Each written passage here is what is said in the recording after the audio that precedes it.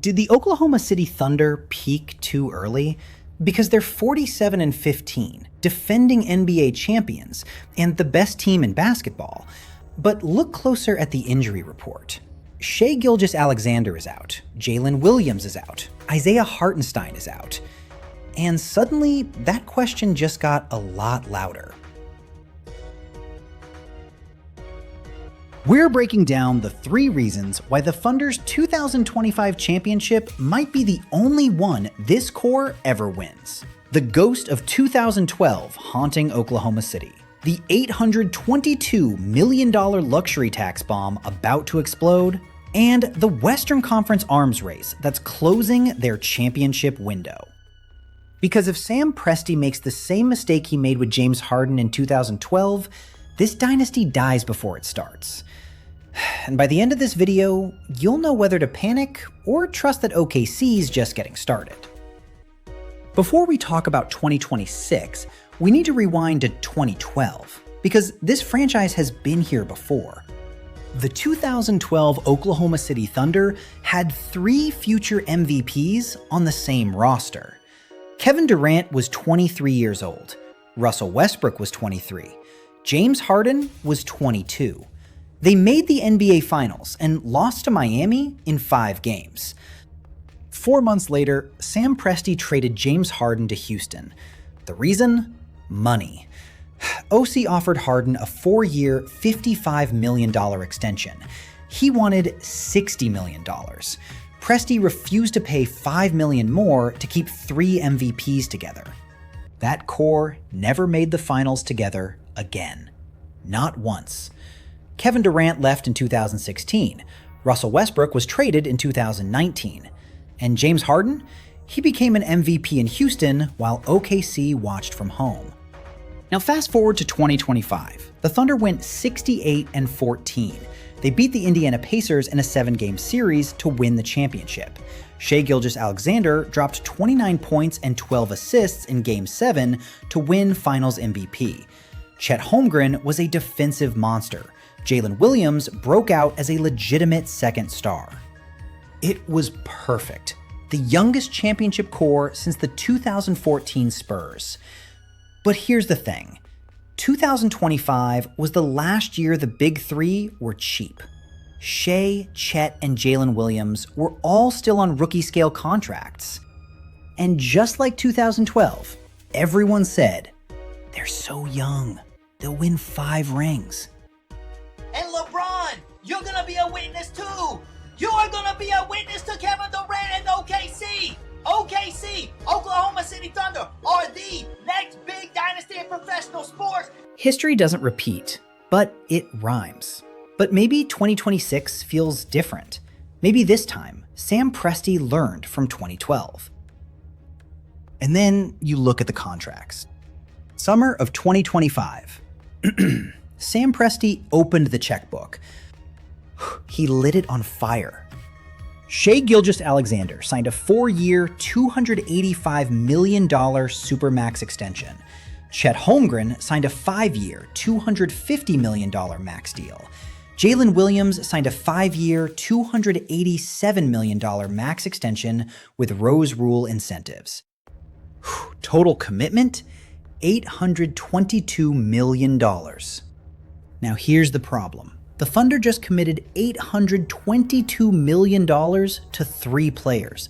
That means almost the entire salary cap is locked into Shai, Chet, and Jalen Williams. Add the rest of the roster, and OKC is already flirting with the luxury tax. And if OKC crosses the NBA's new second apron, they basically lose the ability to improve the roster. No mid-level exception, harder trades. Even their draft picks can get frozen. It means OKC is about to become the most expensive team in the league with zero flexibility to improve. And Sam Presti saw this coming. At the 2026 trade deadline, he had 4 first-round picks. The entire league expected him to trade for a 4th star. Lauri Markkanen's name was everywhere. An all-star forward, a perfect fit, available from Utah. Presti passed. Instead, he traded 1 pick for Jared McCain. Oh bro. Chat. They traded me, dog. Chat. Sixers. You lasted like what? It's been a year and a half. Smart move financially, but are you building a dynasty or a bank account? Critics are calling it asset hoarding. In 2012, Presti wouldn't pay an extra $5 million for James Harden.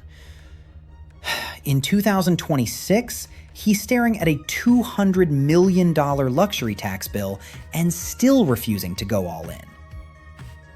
But let's say OKC figures out the money. There's still one problem they can't control. Everyone else is getting better. Right now, Oklahoma City is 47-15, sitting at number 1 in the Western Conference. But look at number 2, the San Antonio Spurs, at 44-18. That's only a 3-game lead, and the Spurs have Victor Wembanyama. Victor Wembanyama is already one of the most dominant defenders in basketball. He's blocking everything. He's in the Defensive Player of the Year race, and he's starting to challenge Shai for MVP. Here's the problem. While OKC is complete, Wembanyama is still evolving. He's 22 years old. His prime is 5 years away. OKC won in 2025 when Wemby was still raw. Now he's a monster, and he's not going anywhere.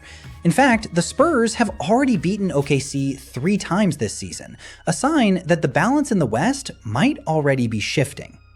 Then there's the Dallas Mavericks. In 2025, they won the draft lottery with a 1.8% chance and selected Cooper Flagg, number 1 overall. Flagg is averaging 20 points as a rookie and already dropped 40-plus points in a game, dropping 42 against Utah. But what do you call a player who was given the description of generational at 16 years old, went toe-to-toe with LeBron as a high schooler, and was projected to go first overall in the NBA draft 3 years before he was even eligible for the draft? OKC's advantage as the fun young team just disappeared. Cooper Flagg is the future now, and he's in their conference. And Flagg and Wemby? That might not even be the biggest problem. And then there's the Los Angeles Lakers. In a move that shocked the NBA in 2025, they traded for Luka Doncic. Luka is now paired with LeBron James and Austin Reeves. Luka leads the league in scoring at 32.5 points per game. The Lakers are a nuclear option blocking OKC's path to a repeat. OKC won the 2025 championship before this team existed. Now they have to go through a super team just to get out of the West. And we haven't even mentioned the Denver Nuggets. 5th seed, 37-24. Nikola Jokic is still a monster. They just signed Tyus Jones to fix their bench. Never sleep on the reigning finals MVP. Now here's the timeline issue. OKC peaked in 2025, when Wemby was still developing, when Cooper Flagg was in college, when the Lakers didn't have Luka. The competition leveled up. OKC stayed the same, and got expensive and injured in the process. The Thunder didn't peak because they got worse. They peaked because everyone else caught up. And in the NBA, standing still means falling behind. So did OKC peak too early? Here's what we know. In 2026, they're 47-15. Still good, but not historic. They're staring at $822 million in future contracts. Their injury report looks like a hospital ward. Shai's out tonight. Jalen Williams is out. Isaiah Hartenstein is out. The ghost of 2012 is real. In 2012, Sam Presti chose money over dynasty. In 2026, he's doing it again, just more carefully. He passed on Lauri Markkanen at the trade deadline. He's hoarding draft picks while his stars enter their primes. When we look back at Sam Presti's history, he takes the job in 2007 when they're in Seattle and goes through an entire rebuild. And now look what he has to rebuild this team. 8 future first-round picks, not including their own. Okay, so their own picks plus 8 more. The championship window is narrowing. Shai Gilgeous-Alexander is 26 years old. By the time OKC can afford to add help, he might be 30. Championship windows don't wait for spreadsheets. and the competition evolved. Wemby's a Defensive Player of the Year candidate. Cooper Flagg is the next LeBron James. The Lakers have a super team. OKC won when the West was rebuilding. Now it's a gauntlet. Did they peak too early? Look at the evidence. In 2025, they were perfect. Cheap roster, healthy stars, 68 wins. And perfection? It doesn't last. One ring isn't a dynasty. And unless Sam Presti stops hoarding draft picks and goes all in, 2025 might be all this generation ever gets. The Thunder reached the summit. But staying there? That's the part nobody talks about.